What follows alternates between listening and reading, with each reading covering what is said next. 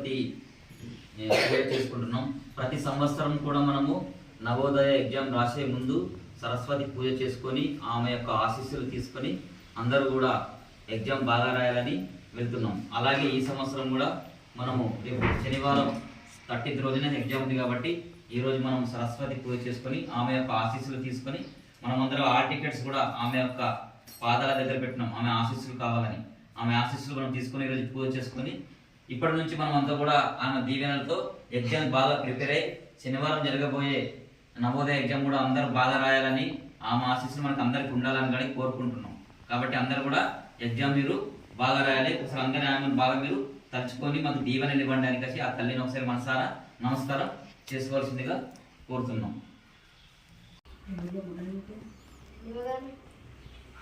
విజయ్ మనసులో ధ్యానం చేసుకోండి. తల్లి మాకు బాగా మంచి బుద్ధులు ఇవ్వండి, మంచి ఆలోచనలు ఇవ్వండి, మంచి చదువులు ఇవ్వండి. మీ ఆశీస్సులు మాకు మీ యొక్క ఆశీస్సులు మాకు ఎప్పటికీ ఉండాలి.